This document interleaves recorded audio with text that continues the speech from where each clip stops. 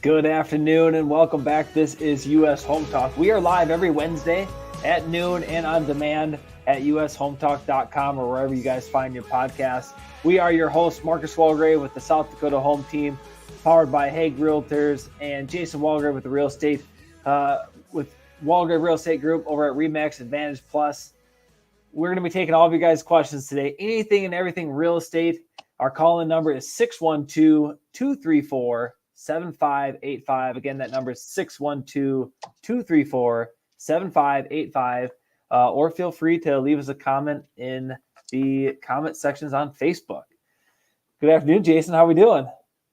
Marcus, I love the background that you have today. This is quite this is high level stuff, man. I mean we're talking luxury. Marcus, can you tap your mic? Tap, tap. Can you hear me? Yeah, I just wanted to check which microphone it was set to. Jason set it up wrong. Good job, Jason. Are we good now, Evan? We can hear you fine. It's just you're coming through the laptop microphone rather than the microphone in front of you. Well, thankfully, we do have Evan keeping us in check here. Let me see if I can't. All right, you mess around with that, folks. The best way to get a hold of us anytime, of course, is our website, ushometalk.com. Be sure to check out all of our fantastic partners. We've got direct connection with Marcus, myself, Mike Overson, Evan, who is not only our amazing producer, but our insurance guru. And then we've just got some really incredible partners that have been with us and a part of the show for many, many years. ushometalk.com.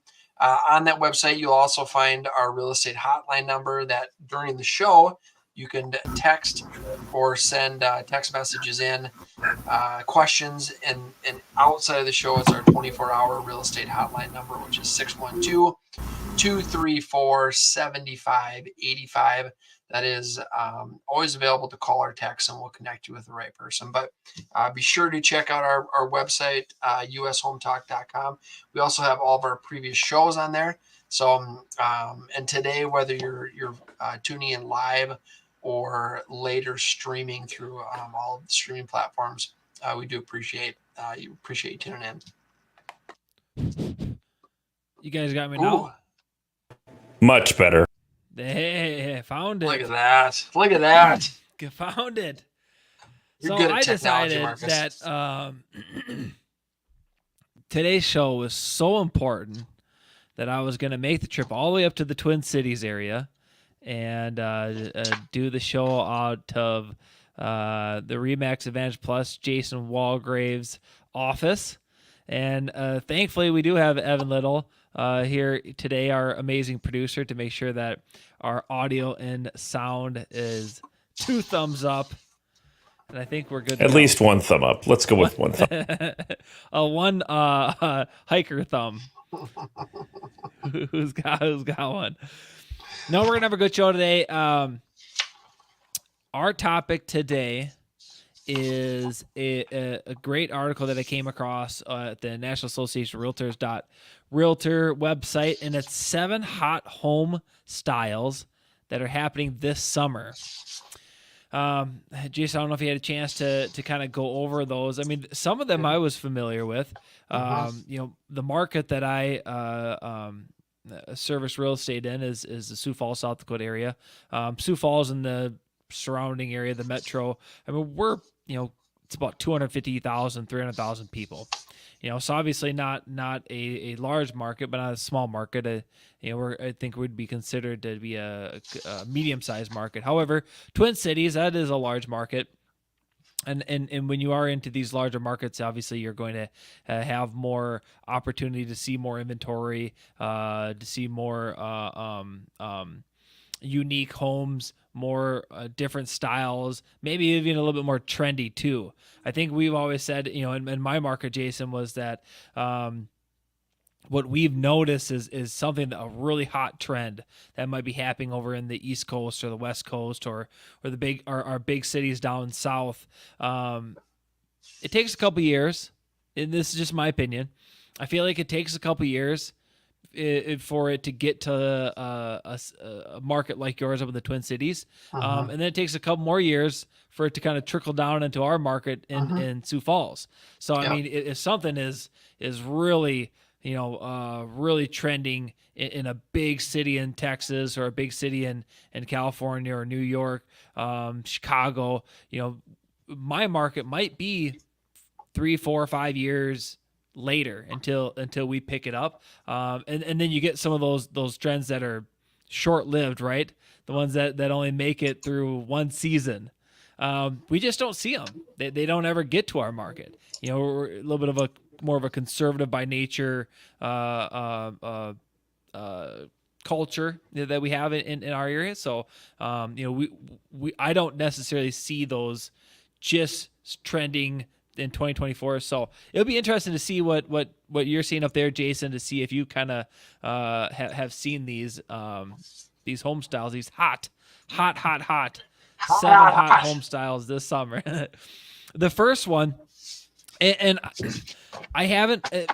I feel like I've seen it, Jason. I haven't seen it being referenced. It is the organic modern style. Now, an organic modern style design elements form a balanced mix of sleek lines and crisp white or neutral colored surfaces, contrasted with natural forms and materials as well. Now, I kind of went and looked at this concept of this organic modern style, and I mean that's definitely right up my aisle. This is something that I like. I think it's cool. I like the earthy tones anyways. That just kind of fits my personality. However, I really appreciate the modern, those sleek lines, the crisp white or neutral colored surfaces. So super cool. I like it. Organic modern styles. Yeah, it's interesting that's actually what it's called. I think that in the last 5, maybe even to 8 years, we've seen this style. I didn't know it was called organic modern, but this is pretty popular. A lot of builders are there's a lot of white, enameled cabinets, white woodwork, enameled woodwork. You've got lighter countertops, and so I'm a big fan as well.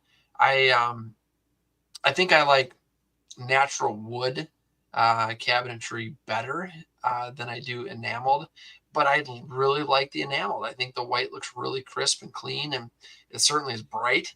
If you've got a little bit smaller spaces, that this can make those smaller spaces feel bigger when you've got lighter, brighter colors. So I'm a big fan of it. Super popular.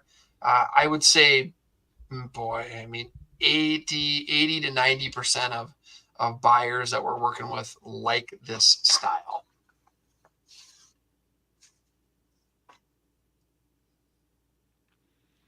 I don't know if Evan, you're kind of picking this up, but broke up there a little bit, Jason. So kind of missed some of that. But one thing that in our market, we haven't seen like this organic modern style.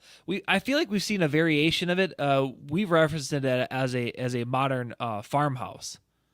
Modern farmhouse style. So where it is kind of bringing in some of those those neutral colored surfaces, still having some of those crisp lines. I think this kind of this organic modern style look to it as well. So, on the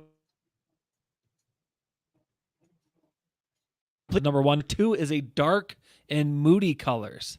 This is something to where it looks like the stats are showing that searches for moody living rooms or moody kitchens is doubled here this year than it was last year. So people are looking to have these dark, bold colors in some of their statement rooms like a kitchen. And I definitely have seen that. I definitely have seen. I think we've been seeing so many of those modern farmhouses that we were seeing in the past, call it 3 to 4 years. People still really like that, but they wanted that one room or that one accent wall to really pop. And so, there is some of that where you start seeing that, but then you start seeing like in the study room, the whole study room is this dark, moody color scheme, and it just kind of creates its own environment when you go into that room. Yeah, they've also said that moody colors is also referred to as Overson colors. So I don't know if you've heard that term out in the marketplace or not, but yeah. No. Yeah, Evan colors. That's it, Evan. That market. No. Evan colors. Here we go. Dark and Evan colors. I think you're right, Marcus. I think that it can have a great accent to a room. You got to be really careful with dark colors. I think you can get away with a room, maybe a wall. I have seen ceilings painted dark colors that can turn out pretty good. Got to be careful with the dark colors, though. But if it's done right, I think it can look pretty good. Yeah, and being specific to what the room is for. I think the one of the examples that had in here was it was for living rooms. I mean, in kitchens. I mean, you're making a pretty big statement if that's the path you're going to take for those type of rooms. And the thing is, as always, right? I mean, this is your home. Yes, it may cost a couple extra dollars from the painter to put a fresh coat on come resale. But if that's what you want, and that's the kitchen you want or the living room you want, go do it. They're probably going to have to add a couple more coats to cover up a dark color like that. But I'd say don't stress it. If we're just talking walls, I mean, if you're kind of doing the whole theme like flooring, cabinetry, everything's super dark, then it's like, okay, well then that's a full remodel. Another number 3 on the list, Jason. Number 3 on the list, reading rooms. Now, definitely have seen this, study rooms, but this is a specific reading room. A sitting area, I think is kind of the same thing as a reading room. What I've noticed is people want the square foot that they want. We don't go too far back, maybe 20 years ago, where there was still maybe that people thought they wanted to have that formal dining. I just don't come across many buyers today who say we want a formal dining room. Right. They still want the space. And I've seen people go into formal dining rooms and say, we're going to convert this into a reading room. So, I mean, this is something where, new construction and renovation. I mean, I've seen people, pulling out their quote unquote formal dining room and converting that into a reading room. Mm-hmm. Yeah, I think reading rooms are popular. Reading nooks, you'll see a lot of times in smaller loft space on that second story where that's your study or reading area. I think folks have with technology over the last 8 to 10 years, everything being pretty much cordless and wireless, and there's Bluetooth and Wi-Fi everywhere. The need or maybe even the want for an entire room dedicated to an office is it's just not as important to most people. But I think this is a great one. I mean, we definitely see a need for this and a want for this as well. The next one, Jason, I have not heard of. It was the first time I came across this term, but it is called a Japandi style. Japandi. So where this is coming from is Japanese design is inspiring more home interiors, borrowing from its signatures of simplicity, natural elements, and harmonious living spaces. And so the Japandi is the term that relates to the hybrid design of Japanese minimalism and the Scandinavian functionality. So this is a term that is definitely picking up. I mean, I love watching food networks, food channels. I always find it super interesting on how it doesn't matter where you come from, what you believe in. If you sit at a table, break some bread, share a meal with somebody, people just come together. people just come together, and so food has always been something that I've always found super interesting, and I mean, talk about the Japanese style cuisine. I mean, holy buckets! It's like you can't become a top chef unless you're mastering in Japanese style cuisine, and so it's an interesting thing to see how another piece of the Japanese culture is coming into. But that's the great thing about America, right? We have such an incredible diverse group of people that make up our country, and from countries, from nationalities and cultures from across the world, come here to the United States, and that's what's great about the United States is because if it's something that you guys enjoyed in a country that maybe you had lived in, or a culture that you're bringing here, it doesn't take long before Americans are like, you know what, let's start bringing that into the American culture. And so it'll be interesting. I'm excited to see when I first cross a path with this type of style in my market. I'm sure it is. We definitely have some beautiful custom homes that obviously never get to the market, and when it seems like this type of style, you would see in that very high end home, 1.5 plus, multi-million-dollar plus style home. That might be the type of product where you see this Japandi style. Agree.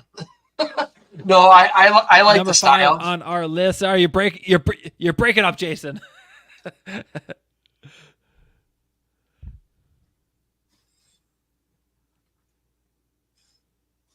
I think we lost you again. No worries. Okay, we're gonna go on to number 5 here.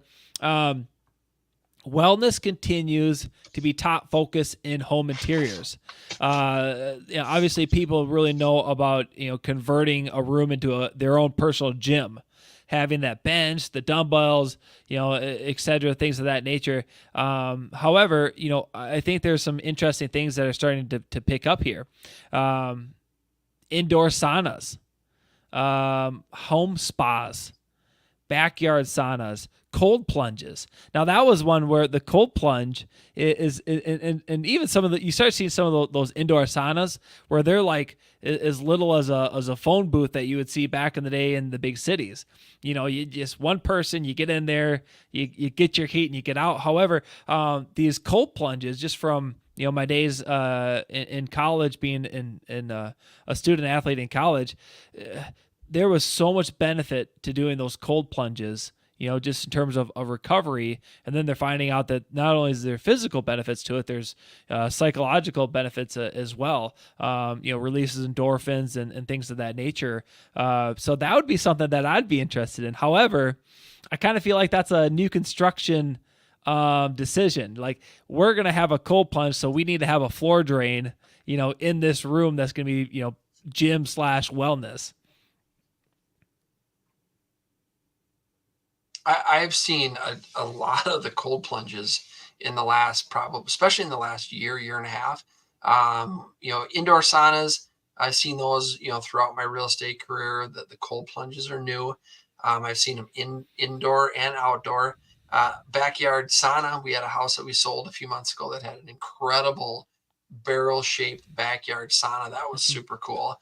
And there's, the gyms have always been around, home gyms, but now there's these additional things that I think are really cool, and people are finding a lot of health benefits from it. So I think wellness is a big deal.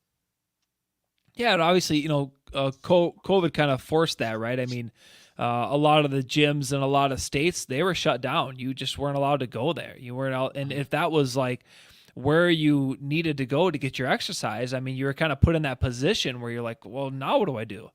And people kind of looked at their homes as they did, with at-home offices. They said, we just don't need this spare bedroom. Yes, it's nice when we have guests come over, but that's like what, twice a year? So we're going to maximize the space that we have, and we're going to convert it into our at-home office or our at-home wellness room, and to where people are able to achieve the things to stay healthy, and also save some time because you can do it right in your home. So It's not like work. The old saying, "Don't bring work home with you." I think it's okay if you bring your workout home with you. Yeah, That's okay. That's not that's not good. going to cause you any issues. Number 6 on the list, Jason, leisure spaces, hangout spaces are trendy. We're also talking about like a living room, pianos, listening rooms. I mean, obviously, we're well aware of today's incredible social media. I'm going to call it experiment because I don't think we really know what's really going on with what we're doing in social media. But yeah, I mean, everybody is getting involved into it. I think there's a lot of great things that come from social media. One thing is you kind of keep up to date with your family and friends and share funny little videos and kind of creating like an at-home, studio for lack of a better word, social media studio. It's affordable. I mean, you don't have to put too much money into getting a laptop, Jason. Getting a laptop and getting some of these equipments like a nice camera, nice mics, some lighting, and maybe a couple $1,000s into it, and you can start making some fun videos for your friends. That's something that is also a hot style here in 2024. Have you come across any social media studios in the homes that you have shown or sold here recently? No, not social media studios, but definitely, a gamer, what I call gamer rooms. That's The a great gamer leisure rooms, example. Yep. that they've really decked it out, and they're, and music rooms where, the kids have got, or the adults, it does, both have, they've got all their band equipment. I mean, and that maybe is in the basement or in the garage. Of course, many of Mike Overson and his band played last Saturday at his big annual, he and his wife's big annual 4th of July party. It was the first stop on the world tour.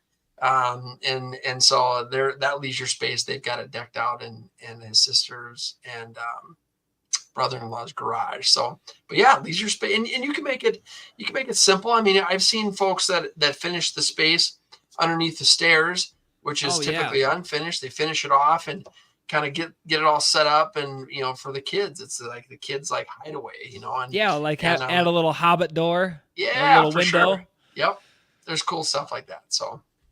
And the thing is like you said, Jason, I mean, a lot of times that's left unfinished or it's just simply finished off and used as storage. But hey, if you got little ones and you want to maybe have a little space where you can encourage them to leave the toys, or that's where the cleanup happens. Two birds, one stone. So, all right, last hot style that we're seeing here in the summer of 2024, and Jason, you kind of jumped into that a little bit. It's a good segue from the leisure spaces, is the kid zones. Kid zones. You see it in today's world, things, when you look at like technology, right? Something that just hits the market, the cost on it is usually astronomical. But it doesn't take long, especially here how fast technology is advancing. It doesn't take long to see those high prices for new technology to just absolutely plummet. So when you start looking at some of these kid zones, you're talking about, there's some really neat things like the golf simulators, and there's some really cool fitness gaming. I think like Facebook was the Oculus, where you can put on the virtual reality headsets, and they're kind of, allowing for this technology, but also, letting the kids, play on the foosball table, kind of having that specific room where the kids can kind of shut the door and, hey, get after it, be as loud as you want to be. And this room is kind of dedicated for the kids, and they can either hang out there, they can, kind of play with their toys or today's technology, and a room specifically dedicated for them. Yeah, I think it's super cool. I remember growing up, Marcus, Vance and Becky, our aunt and uncle, Vance and Becky, they let their daughters draw and paint on the walls in their closets, and whatever they wanted to. And so I was like, wow, it's such a cool idea So they go into their closets, and they had these walk-in closets, and they would just draw pictures, and the whole walls were filled up. It was super cool. And if you didn't want to look at it, you just close the closet door. So kid zones are important. And even if you don't have kids, to have a house that has that potential space, in the future for the next owner, can help with property values and attracting more buyers. As I kind of said early in the show, Jason, I mean, I think the important thing to kind of take from this, if you don't really have the desire to sell in the near future or the immediate future, I mean, do what you want to do with your house. It's your house. If you want to have one of these cool, trendy styles in there, you go for it. It's yours. That's one of the great things about America. You get to do things like that to your homes that you own, and even if you think, hey, I still want to do this, but I want to just be careful. Don't hesitate to reach out to your realtor and just say, hey, this is kind of what we're thinking. I know we maybe just moved here to your area. You helped us buy our home last year. We definitely like it, but we're also understand that we may want to chase another job opportunity. What are your thoughts on this? Is this something that's going to really break the bank? If we do give you a call in 2-3 years, say, hey, we got to sell. By the way, we did do that moody kitchen, and it's all black, painted all black, so if that is a concern of yours, just reach out to the real estate professionals that you trust. Ask them, say, hey, is anybody doing this in our market? Yes, I mean, you're going to find that people are doing it in other markets. But if you're worried about resale, things of that nature, make sure you're asking questions specific to yours.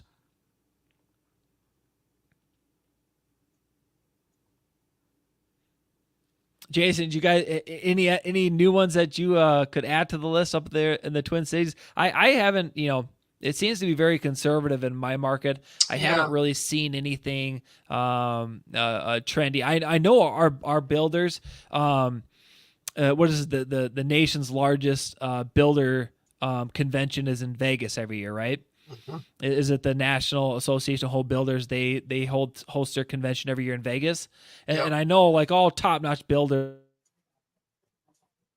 they go out to Vegas and they're talking about the trendiest of the trends there, and they bring them up here. And however, like I said, I mean, I just think, and this is just my opinion. I mean, I feel like just a little bit more of a conservative approach from our builders in the Sioux Empire, the Sioux Falls, South Dakota area, but. Have you kind of seen anybody come from the Vegas convention and bring in something real hot here recently? I think that during the Parade of Homes, the spring parade and then the fall Parade of Homes, it gives you an opportunity to go out and see some cool stuff, some new things. There's builders, especially I think when you get into the custom homes, that builders, when you're meeting with your clients, it's, we're 100% custom. So what do you want to do? And so consumers and customers bring in cool ideas, and it's always a great time of the year to go out and see what's going on and what's new and fresh in the market. I want a house of the future. Yeah. Yeah, right. And that's there's some cool stuff that's going to be coming down the pipeline. I mean, I think right now what's really important in the real estate industry is affordability. So I think a lot of these things, yes, we should be going towards them. Is now the time? I don't think so personally, because they are some of that new technology. And like I said earlier in the show, I mean, just when that stuff hits the market, it's just super expensive. And we just don't need to be adding more cost to our homes that we have out there. But I think we got that stuff is coming soon. We're going to see some really cool techie homes in terms of like in an entry level home. Okay. We're going to see some really neat technology in the next, call it 3 to 5 years, in my opinion. All right. Well, as our show comes to an end, we want to thank you all for taking your time to tune in live in your support of US Home Talk. As always, you guys can find today's show and all our past shows on ushometalk.com or wherever you guys find your podcast. This is Marcus Walgrave, Jason Walgrave, Evan Little. We hope you guys have yourself a blessed week.